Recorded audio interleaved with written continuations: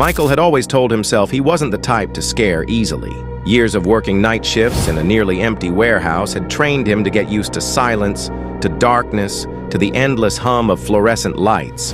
But what he could never get used to was the long, lonely drive home down Old County Road, a stretch of cracked asphalt that cut through miles of forest with no street lamps, no houses, no signal, nothing but endless black pressing against his windshield. And the locals always whispered about that road, warning him in hushed tones that after midnight, there were rules you had to follow if you wanted to make it through.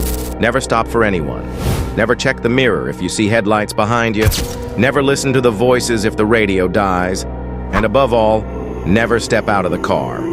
He used to laugh at it, call it a campfire story for bored townsfolk.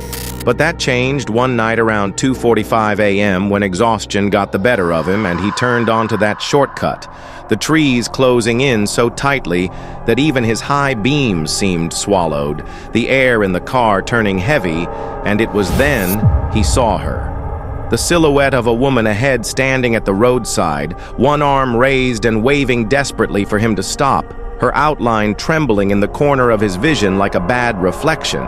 But he remembered the rule and forced himself to keep driving. And as he passed her, the pale oval of her face swung toward him, and he realized it wasn't a face at all. And before his shock even registered, another set of headlights bloomed in his mirror, racing up behind him. And in that instant, the radio snapped into a shriek of static so loud it rattled the dashboard, whispering his name. "Michael, pull over. We've been waiting." His knuckles whitened as he slammed the dial, but nothing changed, until suddenly the trees along the roadside weren't trees anymore, but shapes, figures, dozens of them, their faces blurred, all standing perfectly still just beyond the reach of his headlights. And when his heart threatened to tear out of his chest, he finally saw salvation ahead, the wooden bridge that marked the end of the road. But his relief curdled instantly because standing in the center of it was the woman again, her body wrong this time, her neck bent too far, her arms stretched too long, her grin splitting wide enough to crack the skin of her cheeks as her hollow face finally peeled open to reveal dozens of tiny teeth gnashing inside.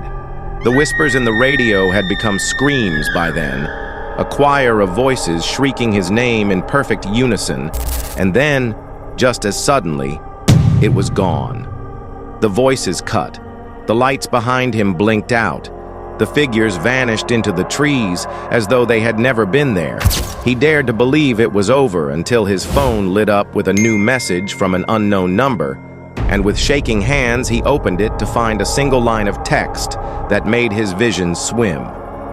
"You broke the rules, Michael, and we're not done with you yet."